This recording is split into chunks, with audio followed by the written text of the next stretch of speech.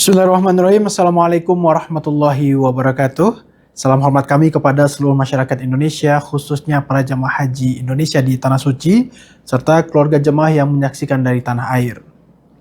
Pada hari ini, Sabtu 30 Mei 2026, bertepatan dengan 13 Zulhijjah 1447 Hijriah, Kementerian Haji dan Umrah Republik Indonesia kembali menyampaikan perkembangan penyelenggaraan ibadah haji, khususnya berkaitan dengan pelaksanaan fase di Mina pada hari tasyrik ketiga. Alhamdulillah, rangkaian puncak ibadah haji atau Ar-Musna terus berjalan dengan lancar, tertib, dan terkendali setelah melaksanakan wukuf di Arafah, mabit di Musdalifah, dan juga mabit di Mina, serta melaksanakan lontar jumrah pada hari-hari tasyrik. Saat ini sebagian jemaah haji Indonesia melanjutkan penyempurnaan ibadah dengan melaksanakan lontar jumrah pada hari tasyrik ketiga.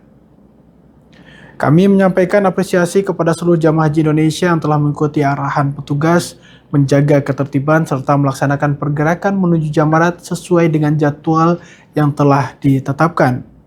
Kedisiplinan jamaah menjadi faktor penting dalam menjaga kelancaran, keselamatan, dan kenyamanan selama fase Mina berlangsung. Pada hari tasyrik ketiga ini, jamaah haji Indonesia yang mengambil nafar sani melaksanakan lontar 3 jumrah, yakni Ula Wusta dan Aqabah. Untuk itu kami mengimbau seluruh jamaah untuk benar-benar memperhatikan jadwal lontar yang telah ditetapkan bagi masing-masing kloter dan tidak melaksanakan lontar di luar waktu yang telah diatur. Kami mengimbau seluruh jamaah haji Indonesia yang mengambil nafar sani agar segera menuntaskan rangkaian lontar jumrah sesuai jadwal, kemudian kembali ke tenda masing-masing di Mina untuk bersiap mengikuti proses pergerakan menuju Makkah, menuju pemondokan masing-masing. Imbauan ini penting kami sampaikan untuk memastikan proses kepulangan jamaah dari Mina menuju Mekah berlangsung tertib, aman, dan terkoordinasi, sekaligus menghindari kepadatan pada jalur-jalur mobilisasi jamaah. Jemaah diminta tetap mengikuti arahan petugas, menjaga ketertiban, memastikan barang bawaan tidak tertinggal, serta mempersiapkan diri sesuai jadwal keberangkatan demi kelancaran layanan dan juga kenyamanan bersama. Kementerian Haji dan Umrah menempatkan petugas Satgas Mina di sejumlah titik pantau dan jalur pergerakan jemaah. Secara keseluruhan, sebanyak 1.356 petugas Satgas Mina disiagakan untuk mendukung layanan pengawasan, pengaturan arus jemaah, serta respon cepat terhadap kebutuhan jemaah di lapangan.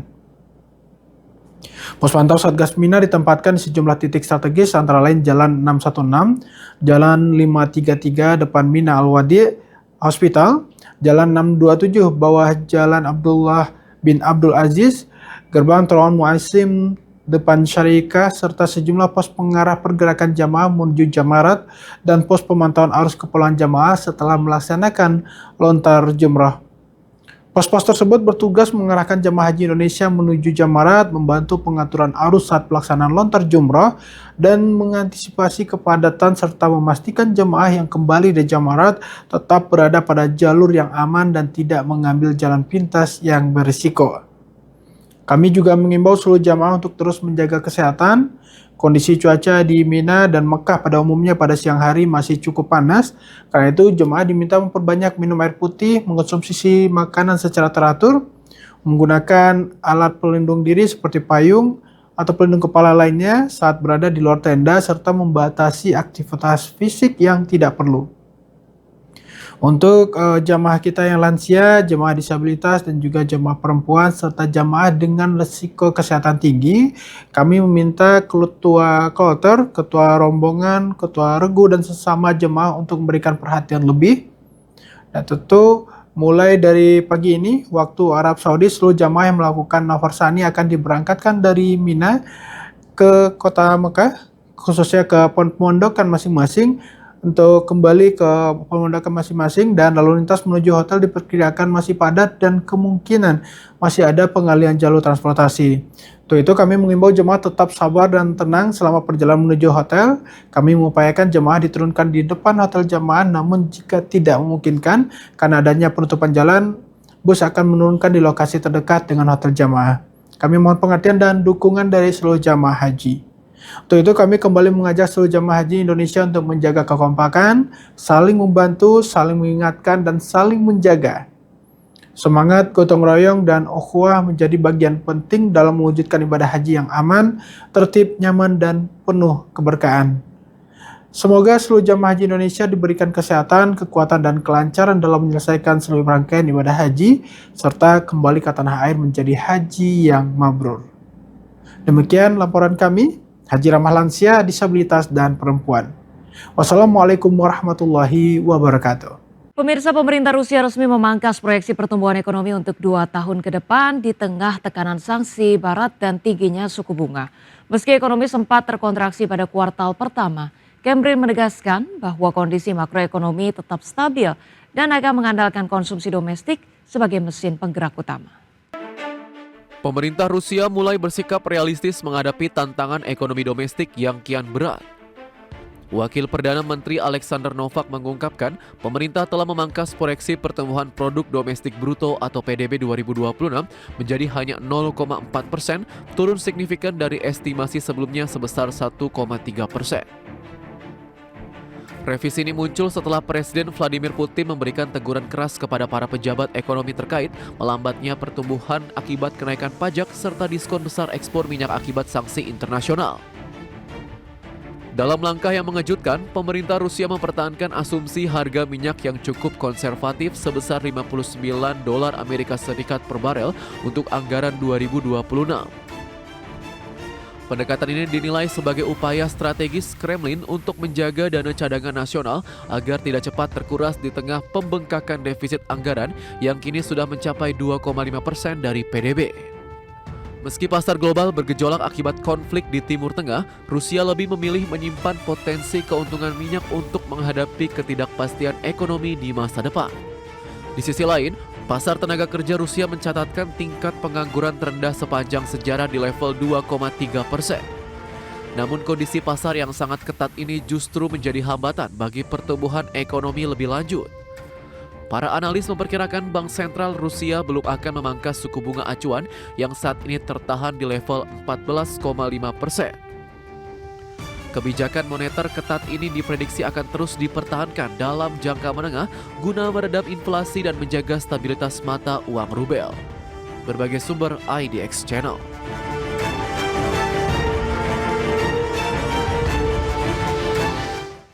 Informasi selanjutnya, pemirsa, raksasa retail dunia Walmart berencana memangkas sekitar 1.000 pekerja korporat sebagai bagian dari strategi penggabungan tim teknologi global dan juga kecerdasan buatan. Ya, langkah ini diambil guna merampingkan struktur internal perusahaan demi memenangkan persaingan digital melawan rival utamanya seperti Amazon. Walmart terus melakukan transformasi besar-besaran di bawah kepemimpinan CEO baru John Furner, di mana Walmart akan memangkas atau memindahkan sekitar 1.000 pekerja korporat. Keputusan ini diambil setelah Kepala Akselerasi AI Global Daniel Denker dan Kepala Teknologi Global Suresh Kumar meninjau struktur internal perusahaan. Tujuannya adalah untuk merampingkan beberapa tim agar beroperasi lebih efisien melalui integrasi teknologi AI di seluruh lini bisnis. Langkah restrukturisasi ini menjadi bagian dari upaya Walmart untuk mengejar ketertinggalan dari Amazon yang telah lebih dulu meluncurkan asisten belanja bertenaga AI bernama Rufus. Sejak Juli 2025 lalu, Walmart sebenarnya telah memperkenalkan serangkaian agen super bertenaga kecerdasan buatan untuk meningkatkan pengalaman belanja pelanggan dan menyederhanakan operasional gudang. Investasi masif di bidang AI ini kini dianggap krusial bagi Walmart untuk tetap kompetitif menghadapi tantangan dari Costco hingga Aldi di pasar global. Adapun bagi staf yang terdampak pemangkasan, manajemen Walmart memberikan kesempatan untuk melamar posisi lain yang masih tersedia di dalam perusahaan. Namun melansir dari laporan Wall Street Journal, banyak staf juga telah diminta untuk pindah ke kantor pusat Walmart di Bentonville atau California Utara guna mendukung konsolidasi tim teknologi. Transformasi ini dilakukan di tengah kewaspadaan John Furner terhadap kondisi konsumen Amerika Serikat yang dinilai masih cukup rapuh sepanjang tahun ini. Berbagai sumber IDX Channel. Pemirsa, perusahaan teknologi otomatisasi industri Cognex resmi meluncurkan sistem visi berbasis kecerdasan buatan atau AI terbaru. Teknologi ini dirancang untuk meningkatkan akurasi dan kecepatan inspeksi pada robot industri, di mana kehadiran sistem baru ini menandai percepatan adopsi AI dalam industri manufaktur global. Cognex meluncurkan Insight 3900 Vision System sebagai sistem visi terbaru berbasis AI untuk kebutuhan robotika dan otomatisasi industri. Sistem ini menggabungkan Edge AI, Advanced AI, dan tools berbasis role-based vision dalam satu perangkat terintegrasi. Teknologi tersebut memungkinkan proses inspeksi berjalan secara real-time dengan kecepatan produksi tinggi tanpa membutuhkan komputer eksternal. Langkah ini menjadi bagian dari strategi Cognex memperkuat pasar mesin vision berbasis AI. Insight 3900 menggunakan platform Qualcomm Dragonwing yang dirancang khusus untuk memprosesor AI di edge computing. Dengan dukungan prosesor AI khusus, sistem ini diklaim mampu menjalankan inspeksi hingga 4 kali lipat lebih cepat dibandingkan generasi sebelumnya. Sistem juga mendukung resolusi gambar hingga 25 megapiksel untuk meningkatkan akurasi pemeriksaan produk. Teknologi ini menargetkan industri otomotif, elektronik, kemasan, dan barang konsumsi. Salah satu keunggulan utama sistem baru ini adalah kemampuan beroperasi tanpa PC eksternal. Sistem memiliki dual Ethernet yang memungkinkan koneksi langsung ke robot PLC dan sistem enterprise industri. Hal ini membuat proses implementasi menjadi lebih sederhana dan efisien di lingkungan pabrik. Selain itu, pengguna dapat mengurangi biaya infrastruktur dan pemeliharaan sistem otomatisasi. Cognex menilai penggunaan AI dalam mesin vision akan menjadi kunci penting industri manufaktur masa depan. Berdasarkan riset terbaru perusahaan, banyak produsen global kini menuntut sistem visi yang tidak hanya cepat namun juga mudah digunakan. Kedepan, teknologi AI diprediksi akan semakin terintegrasi dalam robot industri untuk meningkatkan efisiensi dan akurasi produksi. Industri otomatisasi global pun diperkirakan akan tumbuh pesat seiring meningkatnya kebutuhan smart factory berbasis AI. Berbagai sumber IDX Channel. Krisis aftur global membuat Uni Eropa meminta maskapai dan negara anggota meningkatkan kesiapsiagaan. Ketidakpastian pasokan bahan bakar pesawat memicu kekhawatiran terhadap gangguan penerbangan global. Krisis aftur global membuat Uni Eropa meminta maskapai dan negara anggota meningkatkan kesiapsiagaan. Ketidakpastian pasokan bahan bakar pesawat memicu kekhawatiran terhadap gangguan penerbangan global. Komisi Eropa menyatakan terus berkoordinasi dengan negara anggota dan pelaku industri untuk menghadapi krisis aftur yang belum menunjukkan tanda berakhir. Otoritas Uni Eropa juga menyiapkan panduan khusus bagi maskapai terkait penggunaan bahan bakar jet, aturan anti-tankering, serta kemungkinan impor aftur dari Amerika Utara.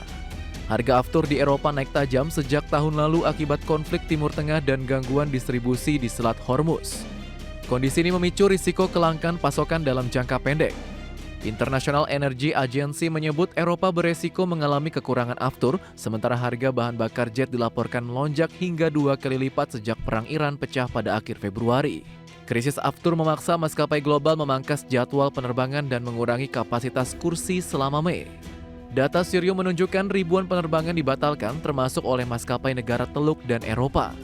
Sejumlah maskapai juga mengganti armada dengan pesawat lebih hemat bahan bakar untuk mengantisipasi gangguan pasokan. Selain itu, kenaikan harga aftur turut mendorong harga tiket pesawat di berbagai rute internasional. Berbagai sumber IDX Channel.